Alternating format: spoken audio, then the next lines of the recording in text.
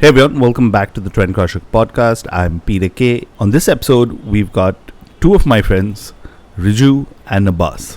Why are they on the podcast and doing separate chats? You'll find out very soon. Abbas's band Godless release a new EP, Genesis of Decay. Today, it's a self-release. They also have an India tour coming up, followed by a European tour. We spoke about that and a lot more. But before we get into that chat, one of the gigs that Godless is playing, and it's in Bombay, is Domination, the Deathfest.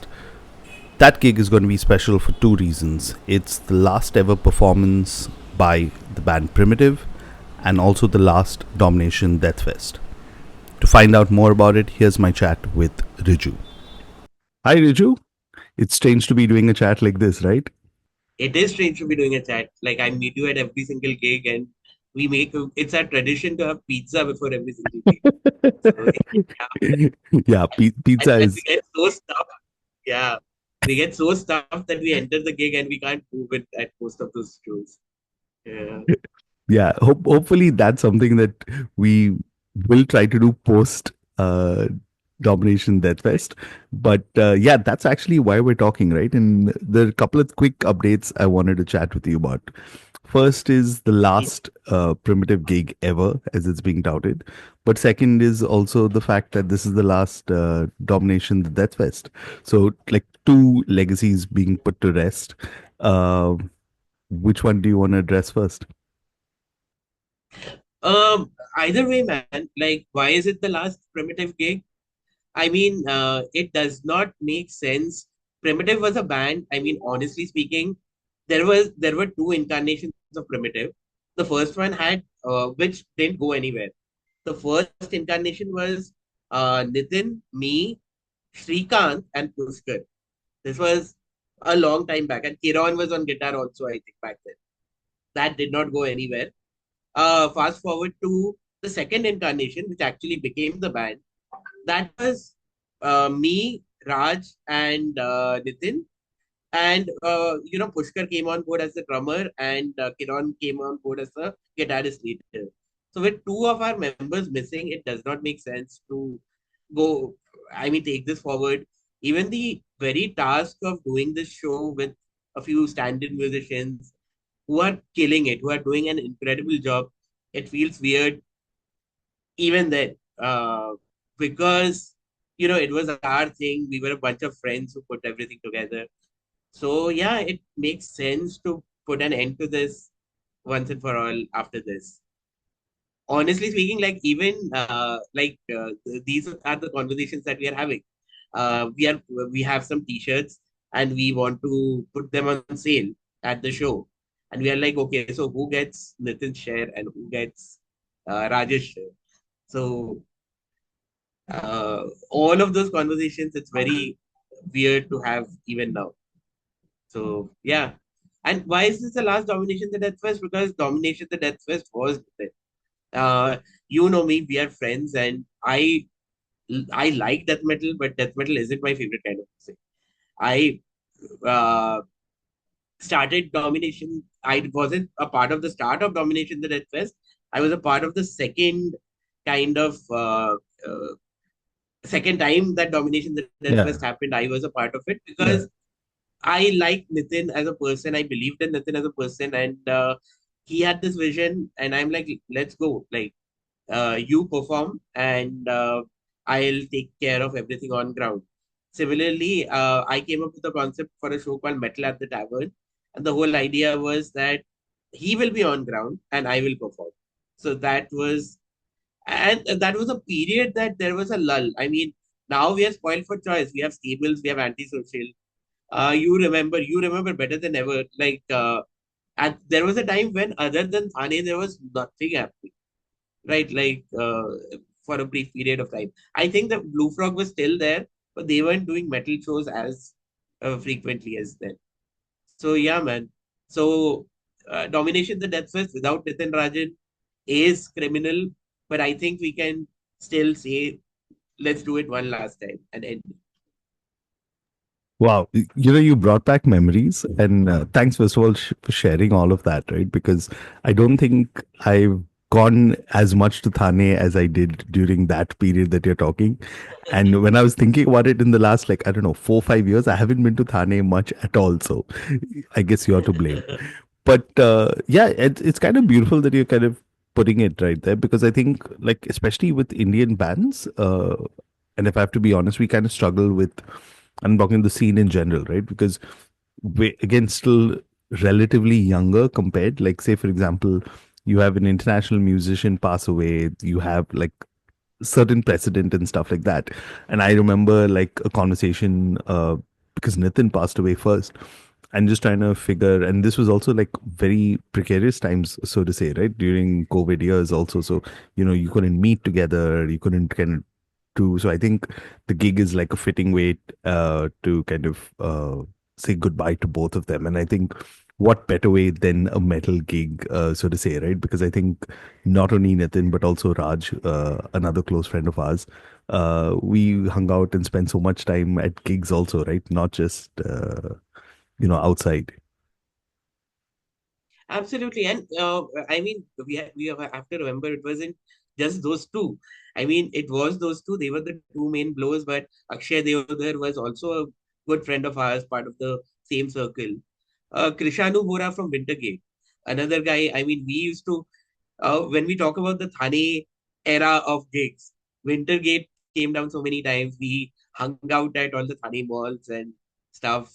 And the same way that we stuff ourselves before shows now. Like I used to have like very, very big lunches with Krishanu. So all of them are gone in a span of this thing. So yeah, man, it was just I mean, and to answer your question, to bring it all around, it was just a very bad time in our lives. And we just want to, this is the final edition because we want to move on from that. Like, generally put an end to all of that, say goodbye to our friends once and for all. And like you said, I mean, Lemmy or let's say Ronnie James Dio, they uh, matter, both of them matter a lot to you and me. But paying tribute to them is paying tribute in a respectful way, and you can do whatever. But this is personal. This is awkward. I don't know how else to put it. No, no, totally. I mean, like, I get it, right? And I think I'm glad you kind of brought that parallel, so to say. Like, you got like Ronnie James Dio pass away, and like Bangalore Open Air has a stage, right? But that's a different kind of level. But this is so personal, and these are people that we've got so many memories and so many stories. So yeah. But having said that, right? Like, while to a lot of people who may not have known not only just Raj or Nitin or even Akshay, like you said, or even Krishna, right? What can they kind of expect from this last set of Primitive, and why should they show up to Domination the Deathfest? They should show up to Domination the Deathfest. I mean, I'll tell you what, man. Um, Cryptos is one of India's biggest fans. I was just talking to Nolan a few minutes ago. Demonic Resurrection is also one of India's biggest fans right now. Both of them played the first edition of Domination the Deathfest.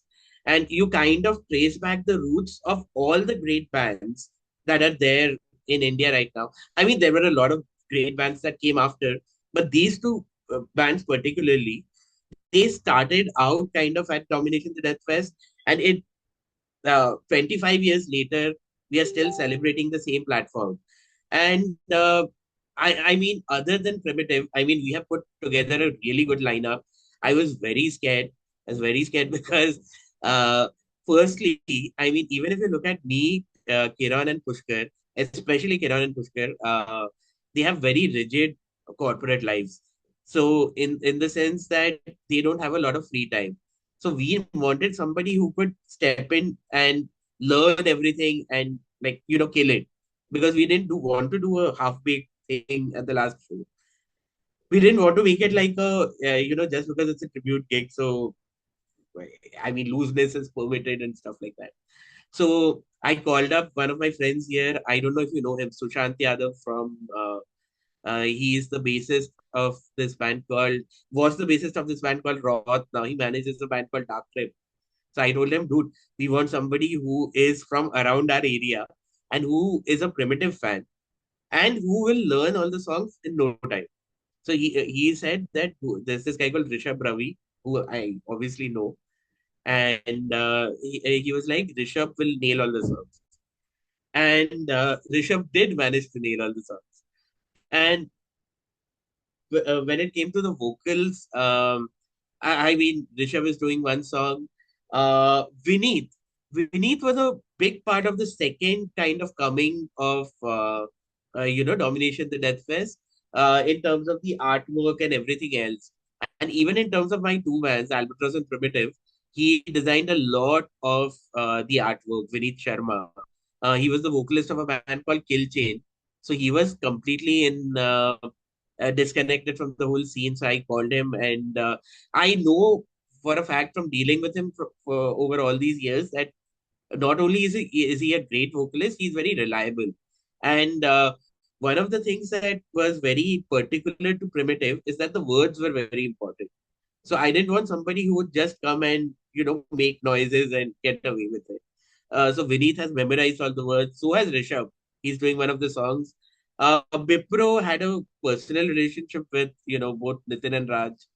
So yeah, and like he's going to be doing half a song. He's sharing one with Vineet, and yeah, Aditya Barve, of course, Aditya Barve, one of the best vocalists in India right now, and yeah, he will. I think he had a lot of love and respect for Nitin, so that is the lineup we've put together. And if that is not enough, that is just one band. Atmosphere, again, a band with a lot of love and respect for Nitin. I attended one of their jams. They were jamming right before Primitive, and they are great. And I was kind of surprised that Mayank isn't playing with them anymore. They have a female drummer. I think her name is Ananya now. They're absolutely slamming it. Uh, Godless, as you know, is amazing, and they're coming out with an album. This is part of their album tour. They are the highlight of the this thing. And Gutslit, obviously, like they've been dominating the world. So Domination is the right name for the show. Awesome. I mean, as cheesy as that sounds, I think you guys are putting together like a very fitting tribute to all of like the fallen metalheads, right? And I think, going back to your point, I still remember having this chat very vividly with Nitin when he was getting Domination Deathfest back, right? And I was like, why are you doing it? Tell me the stories. And one thing I'll never forget about Nitin was he was one of these guys who collected everything. Like he had this was I think about 12 or 14 years ago, and he had tickets from a show in 1996 that he went to. And like he kind of explained to me why he put together Domination Deathfest, why it was important to him, and the fact that like 25 years later you still have these bands performing. I mean, like I remember reading about this in I think 2003, 2004, because there was like very little access to the internet and information. There was a metal zine called Metal India. And I remember them kind of reviewing and writing about it. So the fact that like I got to be at a couple of these shows and it all came back together was like a huge deal for me. So thanks so much, man. Really appreciate it. I think everyone's hyped if they weren't already for the show. But any last words for anyone who's listening? No, man. I mean, thank you for allowing me to speak about it. I mean, um, this will be. I mean, it sounds heavy, but I am like you said, I'm the MC for the night. You've been joking about it for the last 2 weeks, but yeah, I mean, I'll try and keep it light. It won't get too overwhelming, and yeah, I mean, it, it is a tribute show, but it won't be a funeral. It will be a party. Is the what we'll attempt to achieve. Awesome. So if you haven't already got your tickets, I'm going to leave the link in the show notes. Check it out and see you all with raised horns on Sunday. Cheers, guys. And that was Riju with the updates from Domination, the Deathfest, and Primitiv. I think it's fitting that we play a song by Primitiv on this episode. Here's the last track. they ever released, Squishy and Spongy.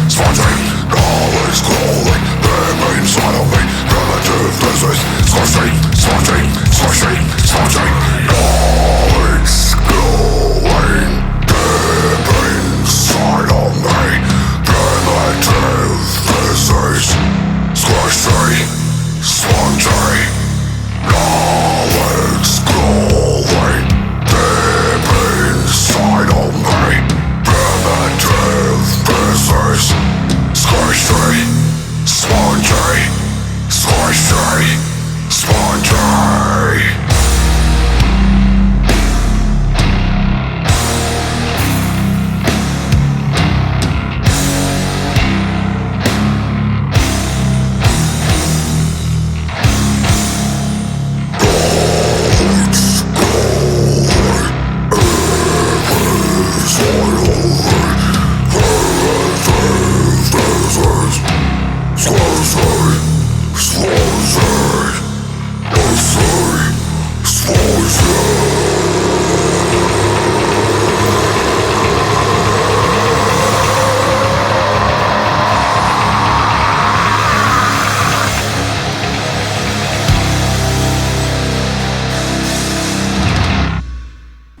That was Primitive with Squishy and Spongy. It's going to be a great night. If you're in Mumbai, Bombay, show up and pay your tribute. Now on to my chat with Abbas from Godless. Here it is. Hi Abbas, welcome to the podcast. Hey man, thanks for having me. And I must say, Yeah, no, sorry, I missed the last one. I'm glad this is actually happening. I wasn't sure if I should bring that up, but That's right, it's okay. Go for it, dude. Like I said, I have no secrets. but I have no I filters. I have no secrets. I have no filters. Go for it. okay, fair enough. I'm going to take Yeah, you up on yeah, that. But yeah. first of all, I must acknowledge and thank you because I realized when I started this whole thing of the Trendcrusher podcast again, you were the first Mhm. guest, and I was trying Oh, to shit. figure out what the fuck to do and how to do it. And I was like, hey, uh, who do I call? Do I kind of talk to? And also at that time, there was Spotify plus music. There was that whole thing. So we were talking Right, script. And believe right, it or not, right. that Yeah, was yeah. 4 years ago. And I'm Oh, like, shit. fuck, yeah. I mean, Back in 2021. It seems like it's shit. been forever, but Yeah, no, seriously, man. Man, that's nuts. Yeah, again, I must crazy. say also welcome back to India because if anyone's following Thanks. you on social media, you were actually filling in on base for Midhaven in Europe, in Yep, France to be specific, for a few dates. yep, How was that yep. experience? That was pretty fun, dude. Super nice guys. We actually, I mean, I've known the guys very formally, I would say, and then really got to hang out and have a few drinks at Kula Festival recently where they played, and I was there as well for the tattoo convention and just helping with organize, like booking a few bands. And yeah, we really hit it off there. And then when this conversation happened, they basically couldn't make it, and I happened to have a Euro pizza. Like, yeah, cool. Let's do it. And went there was a blast, dude. It was a wild trip for sure. Yeah, because I mean, I knew that there was something going on with Midhaven, but then like when Yeah. we texted and you said you were in Bombay for a few days and you were touring with the band, I'm like, wait, it has to Not be even few days. Midhaven. Yeah, I was there for 3 hours, man. Not even few days. Sorry, yeah. You were Yeah, literally there for 3 hours. yeah, yeah, But again, that's kind of capping off, or at least the tip of, a busy couple of months ahead of you. I mean, first of all, yeah, you've got a new EP out titled Genesis of Decay out this weekend, and then yeah, you start your India tour. And if that's not enough, then you have a European tour. So, yep. how's it been? I mean, like, are you packing stuff? I don't know. What are you up to? Packing at this point, this thing, man. Packing is pretty like everything's packed and ready to go at all times. So there's not much when it comes to packing, but like, yeah, just prepping rehearsals and just coordinating shit, man. Like, I mean, because there's so much to do, like here, because doing a tour in India usually means organizing most of it yourself. So there's that plus prepping for Europe. There's a bunch of things together. So yeah, it's just been all of that, and then releasing the record, which is also like a self-release kind of thing. So there's all that work and making sure everything's done prior to the release, the like the 3 months leading up to the release, and the day of the release, and post the release. So there's just like a whole bunch of things to like a checklist that you have to keep taking off every day. No, and honestly, and it's not because we're friends and we know each other for Yeah, a while, but I yeah, always introduce Godless as the band who truly like epitomize the DIY spirit, right?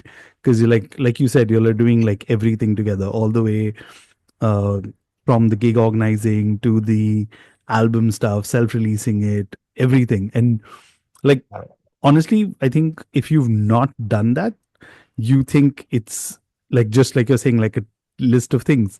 But beyond that, I'm sure there's another list of things and it just keeps going, of right? course. No, no, that's it's a big this thing. Like so it actually is a yeah, it is. There's a lot involved with it, but I mean now it's been doing this for so long, right? So kind of have like a little bit of an understanding. Okay, this is what needs to be done. But obviously, there's always something new. It's not like uh, what do you call it? Like a something that you've done that before, so you know exactly what to do. It's always trying new things, figuring out new things, and it's all of that. So yeah, it's not something that's there's no formula to it that you kind of learn and repeat over and over. So there's always, I mean, yeah, you obviously have that experience, which makes it a little easier. But then there's always a lot more newer things. Yeah, I mean, So also I must say, if there's a person who can kind of do a masterclass on like what it's like to be an independent band in 2025, I think you and Gurdeep should definitely do it. And if you all end up doing it, please like invite me and I'll do the introductions for both of you. sure, man, definitely. If anything else, you should be hosting it, and we'll be talking. Fair, fair. But okay, so Uh, lots to talk to you about. So let's break this up, mm, right? Let's start off with yeah, the EP, Genesis of right. Decay, 5 tracks. If I had Yeah. to describe it, I'll just call it no bullshit death metal because I think that kind of the easy way of doing it. But Mm. take me back because I realize now it had actually been 4 years since your last release. So break it down for me. What's it been like in putting together these 5 tracks? Um, Honestly, it's been uh, initially this was supposed to be a full-length record, and we have more material. Pretty much, I mean, it just needs a little bit of polishing up. Honestly, this could have been a full-length record. After that, because after releasing States of Chaos, we did think of releasing another full-length, but we had lineup changes, and I mean, there's been little hurdles along the way. And yeah, with two new members coming into the band, we wanted to, get the ball rolling with an EP first, and then look at like a full length album after that. So we took the album that we had, cut it short, picked what we felt were four of the. I mean, so it's a 5 song EP, but it's technically actually 4 songs and one intro, which leads into the fifth song. So I'd actually call it a 4 song EP. And yeah, with that, so it's basically just wanted to get the ball rolling, get the new guys get on board, get the feel of things, and I think it definitely got the feel of things because really happy with this, really happy with how it turned out. I think it sounds great. The production wise has come out good. The songs flow together. That I mean, feel it's like tied together. Like the 4 songs really complement each other in a single sitting and listening session, like of about 16, 17 minutes. It's not long. I mean, our songs are always really super fast and super short. So I think, but yeah, it gives people a good feel of it, and it's yeah. I mean, every band says it, and like, oh, this is the best work, and I think this is the best work also. Really happy with how things have turned out. Okay, so fair enough because if I remember well, at least one of the tracks was released a while back. I think that was Yeah, Amorphous Mars. Morphins. And Yes. then you'll kind of announced the lineup change and Right. stuff Yeah. like that. So was the Mm. material already there, like you said, and then you'll have to kind of Yeah. figure out how to kind of execute it? Yeah, the material was so Amorphous was released. I mean, Amorphous was written separately, very independently of not with the intention. I mean, yeah, we knew that we wanted to put it on the next record, whatever, whether that's an LP or an EP. But Amorphous was already done. But then we had the other material. So with the previous line, the lineup with the previous vocalist and the drummer Kaushal and Vishnu, we were working on this material together. So we did have we did rehearse together. We jammed together. We had some scratch tracks down. We tried to write drum parts and send it to Kaushal to try just very rough scratch tracks. So we had that done. But then yeah, so when the lineup change happened, we're like, okay, we gave ourselves a deadline because we found out that this is these changes are coming up, and we also had gigs lined up while we had the lineup changes. So we had gig in Shillong, we had the gig with Ulcerate, which we were opening up for Ulcerate in Hyderabad. So so we had all of this lined up, and yeah, so we knew so we instead of taking a break, we wanted to just push harder and push like just come stronger, like take it head on and come out like strong with the direction that we wanted to get. So we gave ourselves a deadline. We knew that we had the Europe tour lined up already. So we had these dates, all the dates are fixed, the festivals are booked, everything was pretty much done. So we knew okay, so this is our deadline. So like so we worked backwards from there. We're like, okay, fine, we have this is going to be our release date. So we have to have everything ready 3 months before that. So and back to January, basically by January we had there was a deadline we gave ourselves with the music, mix master, and the artwork and everything. So somehow managed to hit it. Wow, that that sounds intense. I mean, like And this is also, like I'm saying, right, like a glimpse into, because typically if you're on a label or something like that, then you have to wait depending on Yeah, the label's release roster and stuff like that. yeah, But here, right. this is an advantage of like DIY, right? You can put it out and you know Yeah, exactly, and you can plan a yeah, lot of things around it. exactly. Yeah. So the ball was a little bit in our hands, but even then, even though it was in our control, we had deadlines that we had to set ourselves because we had. I mean, the whole point of this record was to be able to take it on tour to Europe and obviously plan out an India tour around it. And yes, so far the dates have worked out. Tour hasn't kicked off, but hopefully it goes well. But yeah, But and also like yeah, sorry. no, no, go ahead.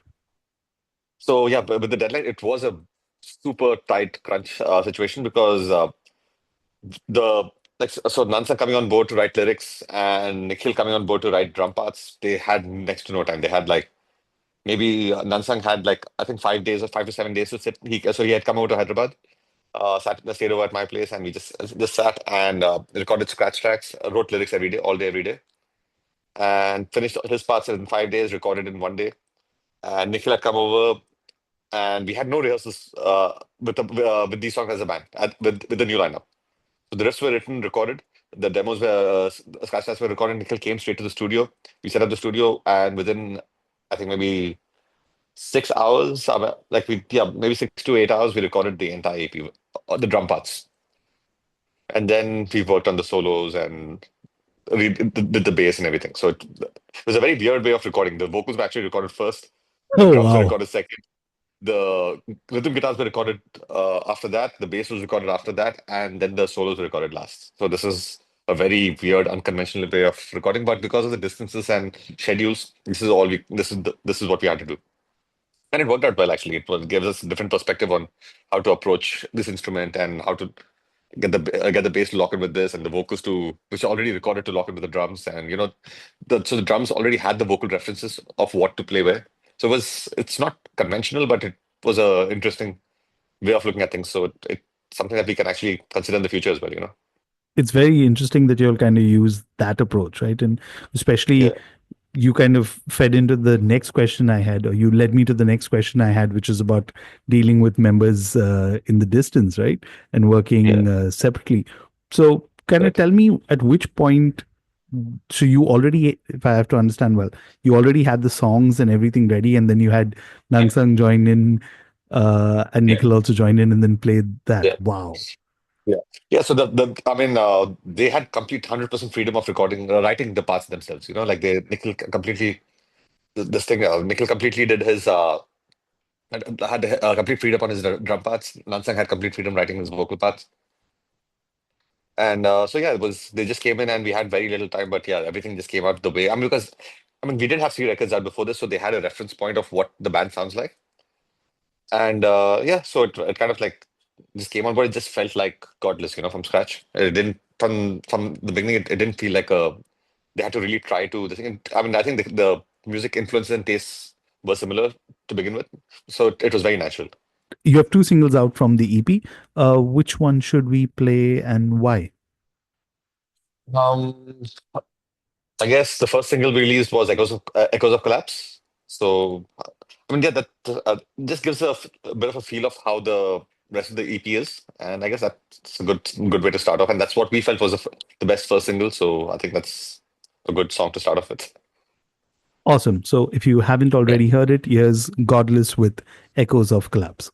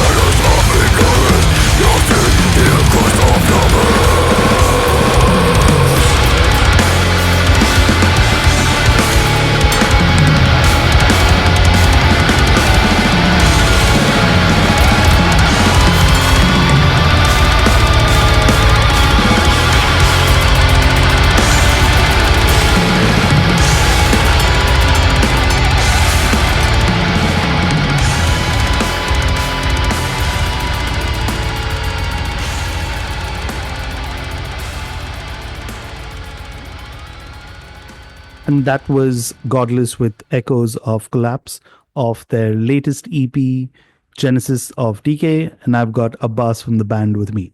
Now, I wanted to kind of touch upon this also, right? Because especially when you're looking at the context of India, it's not easy to kind of find a band members who are very like-minded, but also kind of work at the same pace and things like you, right? Especially when you're talking about like, I mean, to me, that sounds intense. And then again, I'm not a musician, right? But like writing lyrics in 5 days, tracking them in a Yeah. day, or like even Nickel tracking the drums. How do you kind of, how did you kind of realize that these are the right people to kind of fit in? Um, but with Nansang, it was actually pretty easy, dude. And because we've known each other for a long time, and like so when this happened, Moise and I were on a call with each other. Like, dude, what do you think? Like, who do we? What? Like, because obviously, like, yeah, it's a big, like, a big step, right? The front man of the band leaving is like a something, like that's something that you don't want to change frequently. So we're like, okay, like we had this, a whole bunch of people actually reached out to us as well, like a lot of people, in fact, and a lot of very good vocalists sent their recordings and stuff, and it was really, yeah, like really impressive kind of stuff. But like what I'd off the top of my head, like the first thing that came to my head was Nansang, because we know each other, we know that the kind of music he's into, like the tastes are very similar, and even the stuff that I mean, even on a like a non-godless level, like like even say personally just sitting and listening to music, we get along on like different bands like technical death metal or black metal bands that both of us like, and even there's none of that influence in Godless, but we just get along musically. We understand, we get the same taste uh, on different levels. So, but yeah, Nansang seemed like a good, but straight away we're like, dude, like it doesn't make sense. He's too far, and that's not gonna work out. And then Nansang messages like, dude, like, man, that's so like but when we met, yeah, I was like, dude, shit, I would have liked to have audition, man. I was like, dude, you don't need to audition. Like, we know you. Like, but can we make this happen?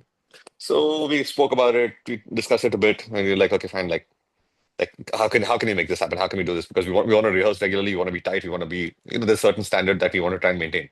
So have these many rehearsals, play these many gigs. Like this is the plan. This is what we got planned for 2025, 2026. So 2026 tours also already booked for us. Oh, wow. So we know we're planning that far ahead. So we know exactly what is lined up. So and we told him this is the kind of investment that goes in from like each person's it's a huge investment of time and this thing because you have to it's a full-time job, dude, literally, which pays no money. Yeah. So and he saw that he thought about it. And we said like take your time, think about this because it's something that we're in for the long run. We're not here for like a just like the record here or there and just like take some time off because we don't take breaks. We've never taken a break in 10 years.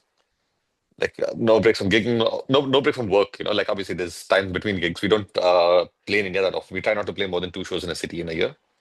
But the work is always happening. Like when that's not happening, we're working on music, we're working on this, we're working on like a tour, future tour, either abroad, wherever it is. But the work doesn't stop. So that's what we've explained, and he was on board with it completely, like worked out completely. Then Nikhil, we played a few gigs with Nikhil, Nikhil playing with multiple bands, in fact, and his playing. Honestly, there's very few drummers in the country that can actually play this flawlessly. I feel, and he's someone up. He's a freak dude. So we spoke with him, and like again, like the thing is, like musically being on the same page is one thing, but like getting along as people, and like being in a band, touring together, and doing this for a long period of time, that is important. And we told him what we expect. We told him like he told us what he expects, and he was very clear cut about what he can and cannot do, and we were very clear about what we can and cannot do, and we found a common ground where it seems like musically we are on the same page, and yeah, that just seemed like the right lineup. Honestly, the first gig we played together was not like it was like it's like dude, what do we get ourselves into? It wasn't tight. It wasn't listening because we had barely any. We had two rehearsals, I think, before, and that we were opening for Ulcerate, one of my all-time favorite bands, and it was a disaster. I felt. I mean, the audience members didn't think so, but like for us, it was a disaster. We're like shit, what do we do, dude? And we had a gig 1 week after that in Delhi. And after playing that gig, like we're like shit, dude, we need to really like get back to the drawing board and start practicing a lot more. And went to Delhi and somehow we rehearsed a fair bit. We individually, like in our own time, like just heard the songs. And for Nikhil and Nansing, it was new, like complete, like like muscle memory isn't fully in place yet because the music's completely new for them. It's an entire set. But he went to Delhi and had the rehearsal there, and then got on stage, and just everything just seemed to flow like flawlessly. Everything went off really well, and then he's like, okay, fine, okay, this shit's gonna go on for a while. This is good. Yeah, I must And add, that's right? how, I mean, yeah, Nansang was someone I had on the podcast not too long ago when mm, he released his solo EP. And right, Nikhil I saw just over a month ago with Demonic Resurrection at right, Bangalore Open Air. And I was like, right, yeah, fuck, that was also like pretty impressive just to see him yeah, yeah, perform with them, even though that was like early in the day. But like, right, yeah. I still remember their performance, right? And And I think it was his first show with the band as well. yeah, so like again with a band like theirs who've been around for so long, and then you have Yeah, so many different people who've been part of the band, you're literally right, filling in someone else's shoes, so to say, right? And yeah, especially yeah, Demonic Resurrection been around for 25 years. With you guys also, yeah. I didn't That's realize it's been 10 years. Like fuck. yeah, yeah. Yeah. Nikhil wasn't even born when DR was formed, dude. Yeah, that was the joke that Sahil cracked Yeah, on stage. But yeah, it's interesting because I think, and you touched upon a couple of points also, right? It's not about just performing and being part of the band, but it's also like, yeah, can you get along outside that? And looking yeah, at just like exactly. the amount of time y'all will be spending over the next 2 months, if y'all don't get Yeah, along with each other, yeah, then yeah, it's not going to work out in the long run, right? yeah, yeah, yeah, for sure, of course, yeah. Yeah. But So that's, I mean, yeah, something that's very important to, like you have to get along on other levels, like, I mean, you have to hang out, chill, like sleep at the same place, you wake up at the same shitty hotel, you're in the same shitty, I mean, the van's not shitty, but same van, but you're at the same venue, you load in the same place, you load out, you 24/7, you see the same faces, and dude, even the marriage doesn't have, you don't spend that much time together. that's true. Yeah, so yeah, so you get time off at least. You go to work, you're 24/7, dude. It can get a little messy. But yeah, Yeah. it's always been like we've been lucky, dude. Like all the members, like the previous members who've toured with us and all that, we've always had a great time together. It's always been like good. And I think it's probably just the mood within the band itself. Like, I mean, we always like to have a good time and have fun. And I mean, yeah, obviously it is serious as well. I mean, we take it as seriously as a full-time job, but then we like to have a good time all the time. So that mood, I think, comes out in everyone, and then that's why we have a good time when we go on tour. It's always been great. Yeah, and I think that's one thing I've noticed because I still, if I remember well, because we were talking, and I can't believe it's been over 10 years. You Yeah, told me about like you're starting a new band, and like one thing I always remember is you had a very clear vision, and you've been one of those people who's been very consistent, right? Whether it's the minor stuff like, the band photos or the way the press releases are put out, the merchandise, it's all of that put together, right? And I must commend you for yeah. just being consistent over that over the last 10 years. I mean, like stuff like a website, Thanks, man. which a lot of Yeah, people like in 2025 are like, why the fuck do you need this? But like you always yeah. have all of that in place. Thanks, man. Yeah, I mean, yeah, we have like a vision and we just want to stick with it. Like, I mean, there's a certain thing, like every little aspect has to be, I mean, attention to detail, dude, as much as possible. We try and do that. Yeah, it gets difficult at times because there's so many things to handle, but especially when it's a DIY situation. But yeah, like, I mean, we have a certain vision in mind, and that's what we try and live up to. Okay, since we've heard a bit of Godless, I want to switch tracks a little bit, right? And one thing I've noticed we get along also is that we have very similar tastes. And one thing I Right, enjoy doing with a lot of the guests that I have on the podcast is discussing what they've been listening to, right? So right. if you could kind of share some of the music that you've been listening to, maybe we can play a track or two. Yeah, yeah, sure, man. Yeah, there's a bunch of stuff I've been listening to. A lot of something very different to what I've been listening to earlier as well. A lot more, a lot of like this modern black metal, I guess you could call it atmospheric black metal. So there's bands like Derbe Anna Freiheit from Germany, then Panzerfaust from Canada. There's this band I recently discovered called Sarcophagum from Australia. Very similar to, I mean, not very similar. I would say influenced by Ulcerate, like Okay. just across the water on the other side, the Australian Ulcerate. Sick band, dude. Like they have a new album that came out, I think, last year, which is incredible. Okay. Then, I mean, I like the good old technical death metal, the new, I mean, Retromorphosis, which has come out with a new record recently. I mean, Spawn of Possession guys, basically. Yeah. So there's that. Um, yeah, this other band I've heard of, Selbst. They call Selbst. I don't even know how you say it. Selbst. Okay. I think they're from South America, if I'm not mistaken. Again, killer like progressive black metal. I don't even know how to label it, to classify it. Sick band. Just recently discovered that band as well. They put out a record last year as well, so that was sick. So yeah, some great records. Replicant on Transcending Obscurity. Yeah. Their They're last record there. was pretty sick as well. Yeah, their Yeah. last record was sick. Okay. If So you yeah, had to boil it down, what would you like to give a play? And then I'll kind of. play. Then I'd say let's go with. I mean, recent releases. Let's go with. Panzerfaust. Yeah.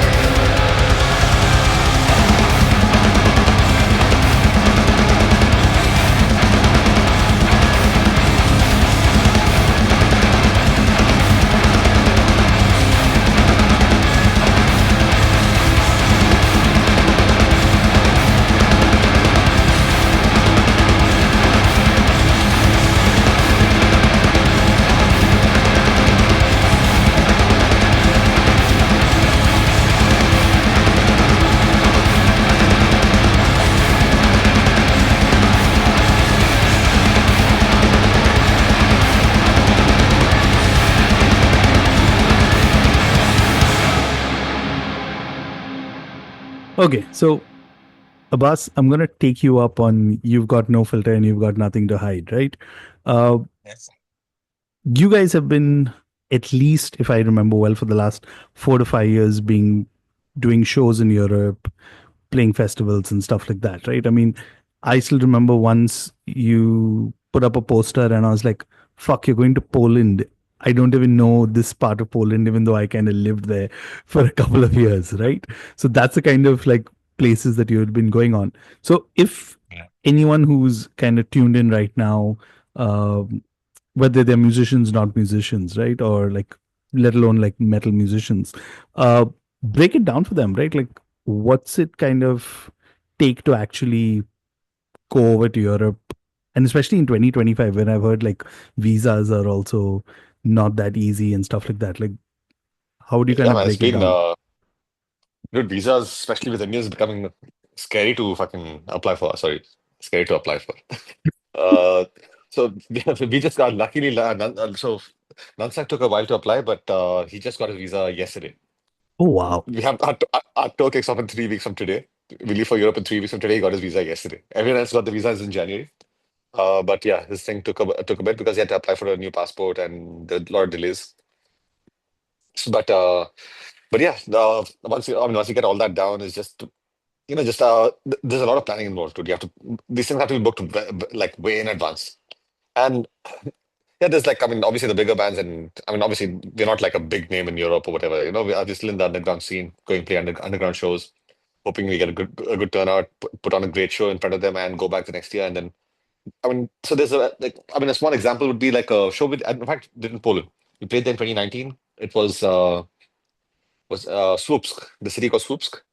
And this is I can't remember the name of the venue, but great venue, like super nice guys. We went there, we played there, and it was like a dull turnout, dull crowd.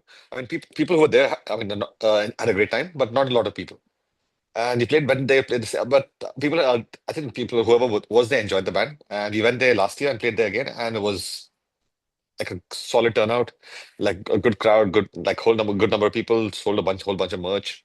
Like so, just going there playing, making sure regardless of the number of people, there's like 5 people or 500 people, you put on the same intensity live and kill it there because those same people come back with a whole bunch of friends the next time. So it's the same. I mean, I don't want to call it a formula, but the same thing you want to do at any gig, whether it's at home or abroad. Like it's the same thing that you want to do. You want to go on stage, have a great time, and kill it. That kind of thing. But yeah, playing in Europe, it's a very different experience to playing in India. In India, it's bands are very spoiled.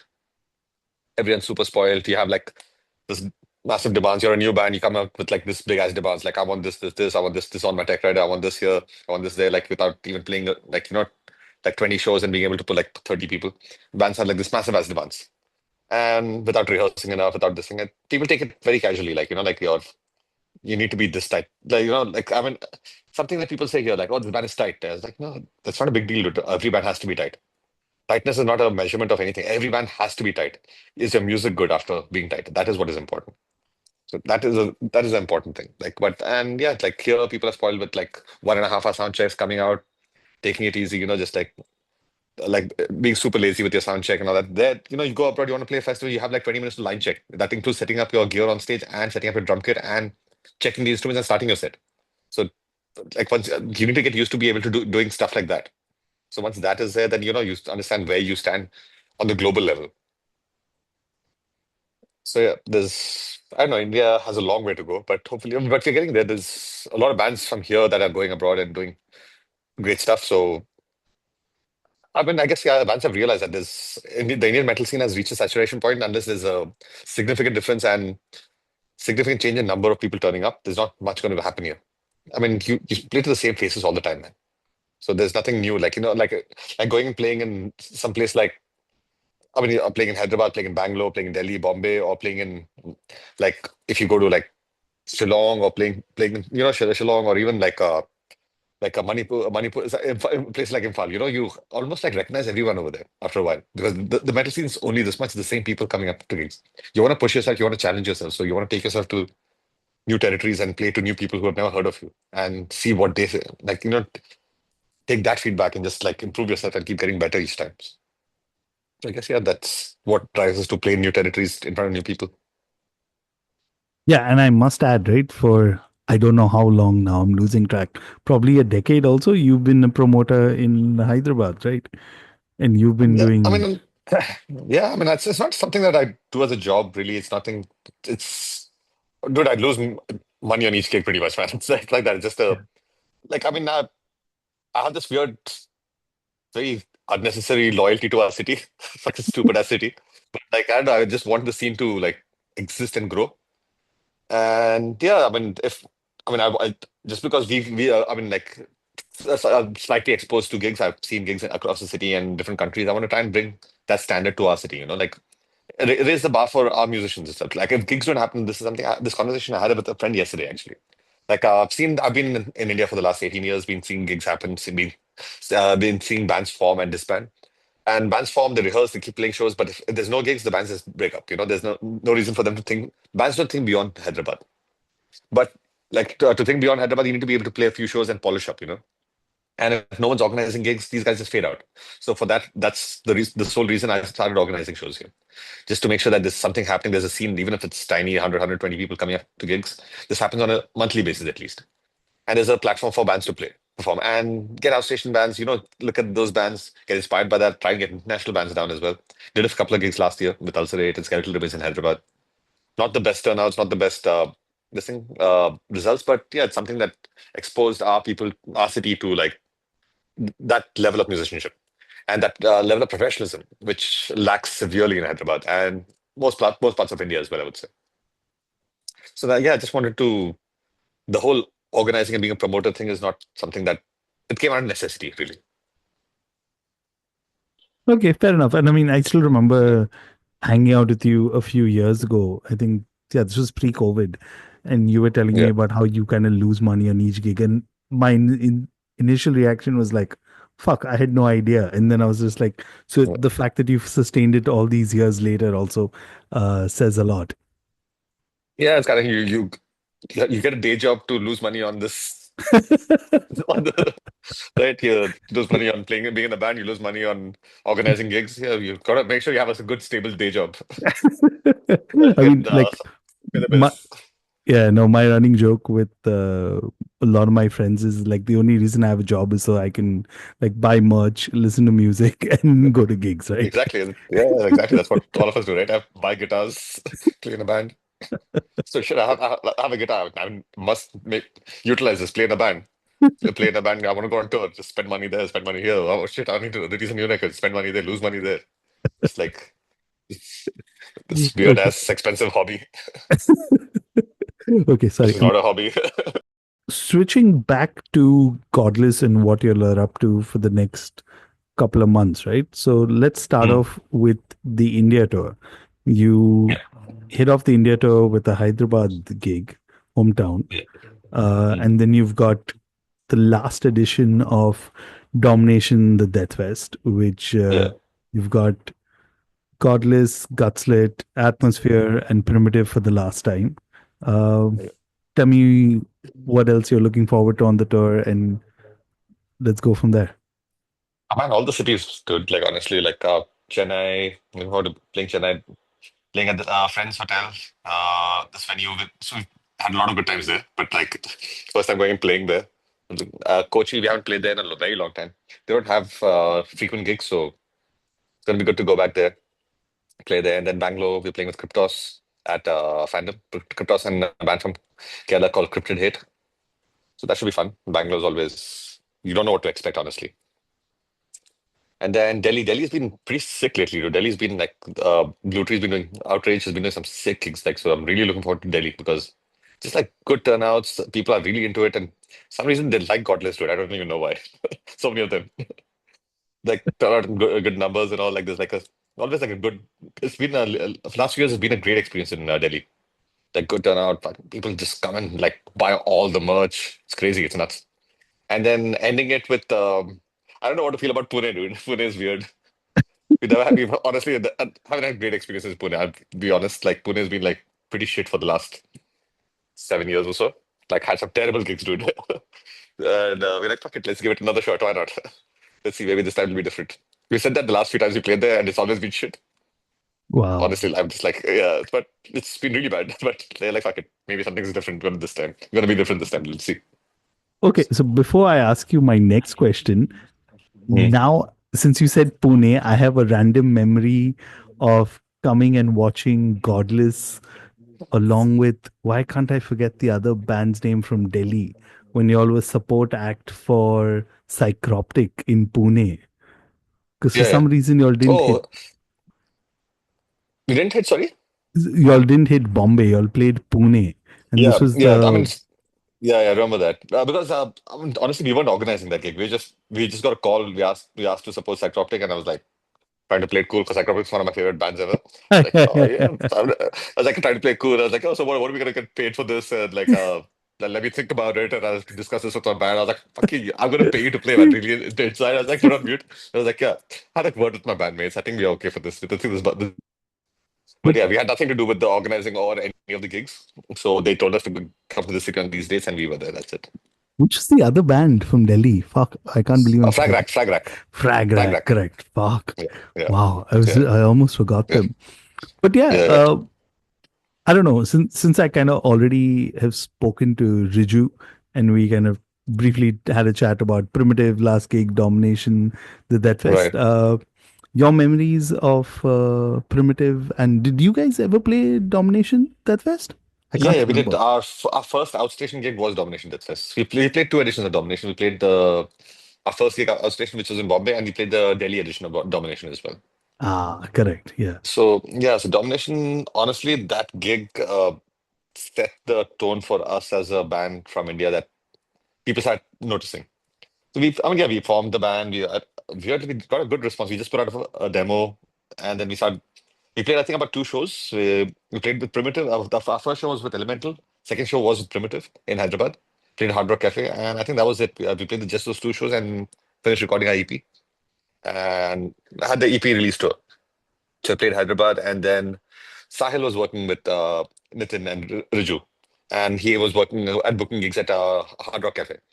So that was the first outstation gig, and we were called to headline Domination Deathfest. Like third or fourth show in, and headline Domination Deathfest, and coming out with our EP, the EP launch gig in Bombay. And he came there, and surprisingly, there were like a shitload of people that said they came to watch us. Like it was like VH1 was there covering the gig, I think, and a whole bunch of people from the old scene, like the Infernal guys, like just bands, people from bands from back in the day, like Devoid guys, all these guys. Because I think the scene was kind of like the bands that around the time of Script, I would say, like the bands that we used to play alongside, those bands were kind of like just on the way out, maybe. And I think maybe I don't know what happened. This something clicked, and this random death metal band from Hyderabad came, and people really dug it. Like shit went wild. The pitch went wild, and like the response we got from that. And I was still in the Facebook era where people would go back and just comment about the gig, this thing, like I'll post about the gig, like, oh, this band Godless, they came, they played a great show and all that, and suddenly, like, before we left Bombay, we booked the next show, and before we got to the next show, we booked the next show from there. Just like that organic word of mouth thing happened from there, and Domination Deathfest was the gig where this happened for us as a band, and that led to the sudden explosion of gigs for us as a band. We didn't have a tour, we didn't book a tour, and honestly, there was no concept of tours in India back then. Metal bands didn't tour. They would have like four shows over 3 months and call it a tour. There was no concept of tours, and we didn't have a tour for the Century of Decadence launch. We just had this one gig, but before we played that gig, we booked the next. Just somehow because people heard of the band and there was this new band that wanted to play everywhere, and that Domination was that festival or that fest that uh, led to this for us. Wow, that's crazy to think about it. And Yeah, like, yeah, even though we're talking about like 10 years ago, but I very vividly yeah, remember a lot of this happening, right? Especially like yeah, the word spreading about Godless, for sure. Uh, yeah. wow. And then, of course, you guys played Delhi. So I'm sure you Yeah. guys, and that was with Primitive, if I'm not mistaken. And I can't remember. I think it might have been. I can't remember honestly, dude. The Delhi gig, I remember we played Domination Deathfest. I remember the venue and like playing the gig and the merch counter, but I just don't remember what the lineup was like because there's a lot of those Delhi gigs. Uh, it was an anti-social Delhi, so we played there a bunch of times. So we played at least like three, four, maybe five times before it shut down. And those gigs, for some reason, I just keep confusing those gigs. So I don't remember which gig is which. So I remember opening for Jeff Loomis there, but I don't think there was. Oh, actually, I'm not sure, but it could also be the Cycloptic gig in Delhi, which was the Domination Deathfest. Ah, okay. Possibly, I'm not. I'm not sure though, because we played with Okay. Cycloptic in Delhi as well. I remember playing Domination Deathfest. I remember playing with Jeff Loomis over there, but I don't remember which gig was the Deathfest gig. Okay, fair enough. Yeah, So, some homework, something for us to check yeah, out. yeah, for sure. But I know we've touched a bit upon this earlier, right, with Europe. What are Yeah, you looking forward to from Europe other than the gigs? Let's talk about that. Like, because there's so much other stuff to do also, right? So, beer, dude. Nothing else, just beer. Just beer. We were just there for beer and some. We're going to go to Spain and Portugal for the first time, so looking forward to going to those countries. Luxembourg as well. This the first time going to Luxembourg as well. So looking forward to going there. Just drink all, eat some good meat, beef and pork and fucking whatever, good, all the good stuff. Yeah, come back fat. and normally I ask bands this question about like if they would have strange merchandise and stuff like that. You guys already did a beer, right? Yeah, I yeah. have that T-shirt, and that gets a lot of That's sweet. attention. Nice. Yeah, I mean that's one of the cool T-shirts, right? Because Yeah, when people are like, "Hey, is this beer available?" No, it was limited yeah. issue. Right, yeah. But if you had to do Yeah. like a different kind of merch other than beer or alcohol, what would it be? I have no clue, dude. Maybe like I don't, I I can't think of anything though. If there was something, we would have done it. Okay, I think I'm gonna ask Yeah. Gurdeep this question because if he I think if he says something, he'll make it happen for you guys. yeah, that's this is enough for us. Like I think maybe like what you want to do is probably like a bottled beer or canned beer would be the next thing. Okay, I mean, okay, it's no secret. I mean, in Godless, we love our beers, so that's something that you want to always want to have like fun, sort of. okay. And Imagine, yeah. no, no, go for it. Imagine. I imagine you're at the merch stall and you're bored, and suddenly like you just open up your own beers and start drinking. I think that is the worry, right? With a band like It's not a you worry, guys. dude. Yeah, yeah. It's not a worry. It's not a worry. Yeah, we might drink. Like, don't consume your own this thing, supply. Yeah, exactly. Yeah. Yeah. Okay, fair enough. And just to kind of Mhm. wrap things up, right? You Mhm. did talk about there were some songs that didn't kind of make it to this release. You talked about Yeah. like plans for 2026. Yeah. What can you share so far? What's next for the band? Honestly, I can't give any dates regarding releases or further. This thing. We haven't even released our next record for now, so let that come out and then we'll sit and we're gonna let's see. We've got a tour now. We've got an India tour. We've got the Europe tour. We're gonna come back from Europe, take a little break, maybe for like a month, work on music during that period. And there's still a fair few cities that we haven't hit yet. So we might try and do a Nepal tour, hit up some of the northeast cities because we haven't gone there with the new record. So maybe do that. Another short tour here. There might be some more international gigs later this year. It's nothing confirmed, so I can't say if it is definitely going to happen or not. But we are working on something. We've got Europe next year for sure in May and June. So we're back there. We might have another Europe tour next year. Apart from that, uh, new music's going to be happening for us simultaneously. Whenever we have downtime from gigs and rehearsals, we're going to be working on new music. Yeah, that's about it, man. I think it's just about writing music and playing gigs, writing music, playing gigs, drinking beer, writing music, playing gigs, drinking beer. That's, I guess that's the cycle of Godless. Awesome, man. Thanks so Yeah, much. dude. Thanks, man. Any Thanks for final words doing this. for everyone who's still tuned in? Yeah, man, if you've stuck around this long, why? But like, but yeah, go check out the record. It comes out today's Tuesday, so this Friday, 3 days to go. The new record comes out, and if you're from India or some parts of Europe, we are touring over the next month and a half. So yeah, try and swing by, or if you have some friends in the city, just listen, ask them to swing by, check out the new music. Wherever you're in the world, you can actually check out the new music, though, at least. So check it out. Let us know what you think. Let us know what you think is shit, what is good, what we should do again. We're not going to listen to you, but we'll still appreciate the feedback. Awesome. Thanks so much, man. Yeah. Yeah. Cheers, dude. And that was Abbas from Godless. Do check out their EP Genesis of Decay. I'm going to leave the link in the show notes. If you're in any of the cities where their India tour and also their European tour is hitting, do check them out. I'm sure they're going to put on a great show. Before I sign off, I've got another special episode with death metal legends coming up in a couple of days. To find out when that episode's out, follow me on social media. I'm Trendcrusher, or follow me on this podcast platform that you're listening to this episode on. And if you're listening to it on YouTube, hit subscribe. That's all for me for this episode. I'll see you all very soon. Cheers.